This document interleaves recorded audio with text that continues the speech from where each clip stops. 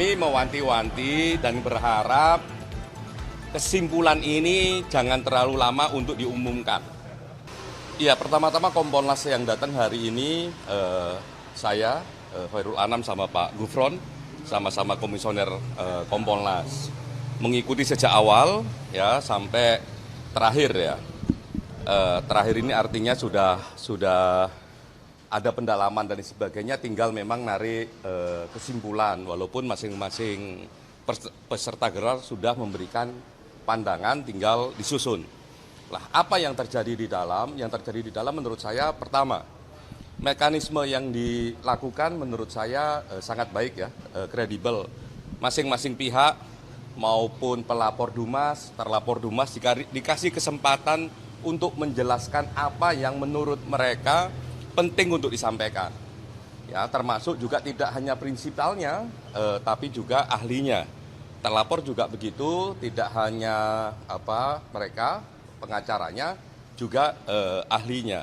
Di samping ahli dari masing-masing pihak, juga ada ahli dari Bareskrim tadi, terus juga ada dari Wasidik untuk menjelaskan bagaimana komposisi dan sebagainya. Sehingga dari segi proses kredibel. Salah satu yang menjadi plus dari kredibilitas proses ini melibatkan kami. Jadi ada Kompolnas, ada Ombudsman, ada DPR juga, tapi tidak bentar saja, nggak sampai selesai ya. Tapi yang sampai selesai kami sama Ombudsman.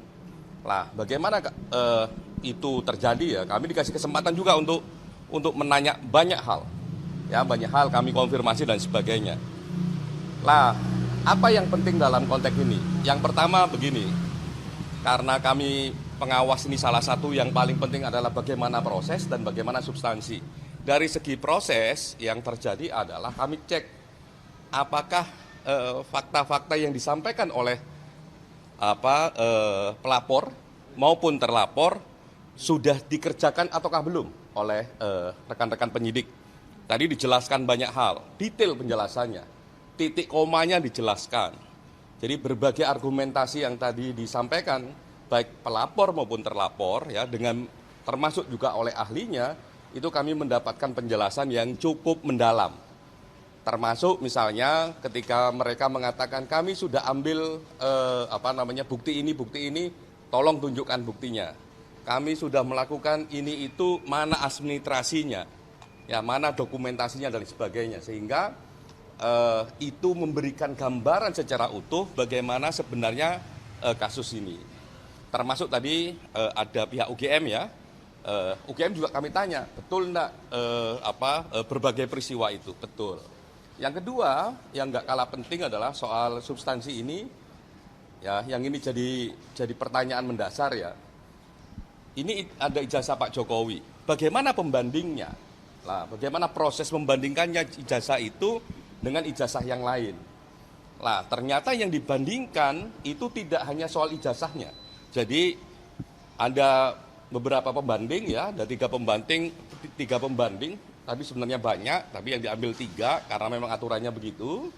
Nah, itu yang dicek pembandingnya tidak hanya soal ijazah, tapi soal semua berkasnya. Jadi ada kurang lebih 19 sampai 20 item pembanding di situ. Sehingga kita bisa tahu nih, betul enggak. Nah, dalam konteks perbandingan itu yang dicek per dokumen. Ya, per dokumen dicek. Terus kondisi common historicalnya dicek. Misalnya kok kondisi common historical itu kalau ada pertanyaan gini, ini kok ada ijazah satu pakai profesor, satunya enggak. Atau pakai pakai SOE, pakai SU, itu juga dicek. Nah, kami mendapat penjelasan yang menurut kami penjelasannya sangat komprehensif, baik dari UGM maupun dari penyidik, termasuk juga dari lapor. Jadi lumayan itu penjelasannya. Lah, yang berikutnya yang nggak kalah penting soal metodologi ya, teman-teman pelapor menjelaskan bagaimana mereka punya asumsi, punya analisa yang mereka yakini sebagai fakta, menyimpulkan A. Lah, yang terlapor juga begitu, ngomong keyakinannya B, misalnya begitu. Lah, kami juga ngecek itu ke lapor. Apa yang dilakukan oleh lapor, apa yang dilakukan oleh penyidik. Di lapor misalnya dia menjelaskan apa saja yang mereka cek, menggunakan alat apa, metodologinya bagaimana. Sehingga kita bisa ukur sebenarnya ini siapa yang memiliki metodologi yang paling kredibel. Lah kami cek tadi, ya ngeceknya satu, dari segi bahan, apakah bahannya memang faktual ataukah tidak. Nah, ternyata bahannya ya satu bendel itu banyak sekali, masing-masing 20 item.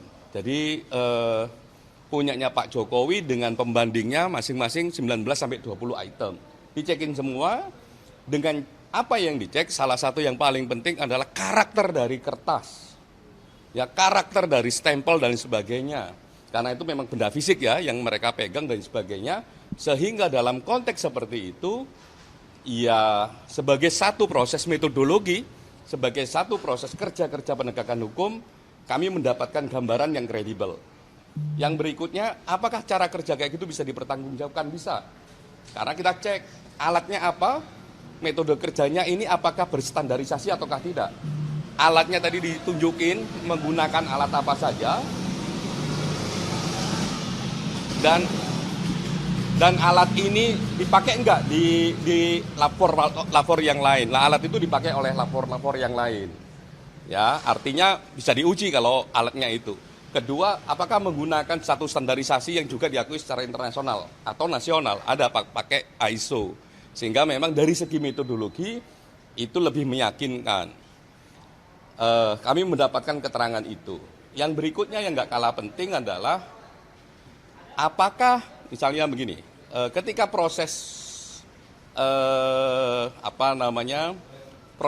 dokumen itu terus ada satu dengan yang lain berbeda-beda, misalnya itu bagaimana penjelasannya, itu juga dijelaskan, termasuk oleh lapor, ya, oleh penyidik, tapi lebih banyak oleh oleh UGM. Misalnya begini, kenapa kok Anda skripsi ya yang belum ada tanda tangan, itu dijelaskan, dan itu terjadinya tidak hanya di satu dua skripsi, tapi banyak skripsi yang model kayak gitu. Kenapa bisa terjadi? Lah itu ada penjelasannya yang menurut kami ya sangat informatif dan akuntabilitasnya oke. Ya, kredibilitasnya oke. Nah, itu tadi kami dalami.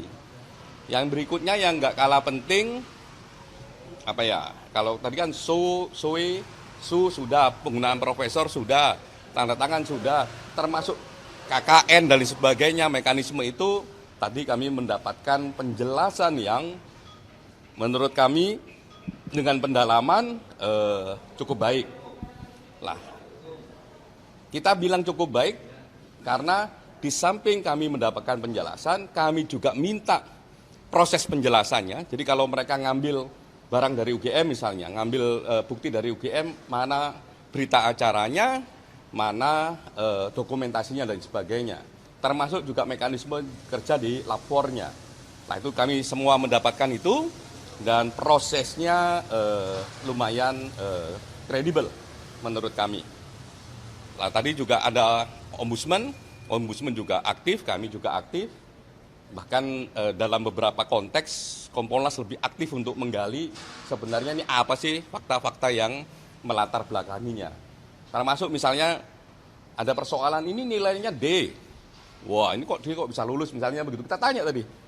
Karena kami cek ya di publik yang beredar ini bisa nilainya D dan sebagainya, ada penjelasannya dan sebagainya. Dan menurut saya karena ada penjelasan dari otoritas UGM, ada kerangka SOP-nya dan sebagainya, ada aturan main yang dari UGM, ini kami anggap itu juga kredibel.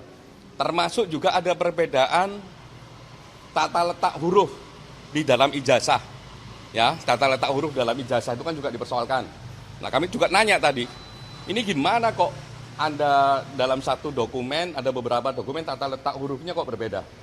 Ada yang agak mepet dengan simbol UGM-nya, ada yang agak jauh gitu ya, A-nya. Oh, itu ada penjelasannya dan dijelaskan dengan cukup baik ya, dijelaskan dengan bukti cukup baik, dan menurut kami penjelasan itu masuk akal. Mungkin itu pengantarnya, Mas Gubron. Berarti untuk saat ini proses gelar sudah selesai atau masih akan berlanjut lagi? Sebagai satu proses gelar, tadi sampai pendalaman sudah selesai, masing-masing peserta gelar juga memberikan pandangannya, tinggal memang saat ini ditarik kesimpulan apa kesimpulannya. Gitu ya. Kalau dari kami, dari segi agak luas gitu ya, kayak tadi kita jelaskan, dari segi proses, dari segi substansi, dari segi administrasi, ya, termasuk metodologi, itu bisa dijawab dengan baik, ya, dengan akuntabel, dan kami dikasih kebebasan, bahkan tidak hanya kami, tapi juga teman eksternal yang lain, itu dikasih kebebasan untuk bertanya pendalaman lebih dalam. Lah itu menurut saya proses yang kredibel dan penjelasannya bisa diterima. Karena kenapa bisa diterima? Satu, kami tidak hanya diberikan penjelasan informatif, tapi kami ditunjukkan buktinya, kami ditunjukkan bukti prosesnya, dokumentasi prosesnya, kami juga ditunjukkan alat yang digunakan, sehingga itu bisa kami terima. Artinya kalau tadi disebutkan tinggal kesimpulan, sudah dipastikan tidak akan ada gelar perkara lanjutan begitu atau pemeriksaan lanjutan? Masing-masing pihak sudah memberikan saran, ya. Masing-masing pihak sudah memberikan saran, ya tergantung Karwasidik menyimpulkan saran itu bagaimana, termasuk juga ahli.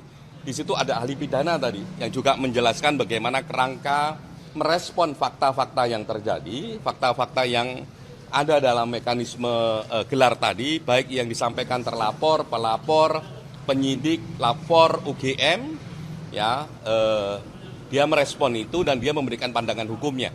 Lah saya enggak bisa mewakili dia untuk menjelaskan apa sarannya. Tapi untuk kapannya itu sempat dikasih tahu nggak? Kami mewanti-wanti dan berharap kesimpulan ini jangan terlalu lama untuk diumumkan.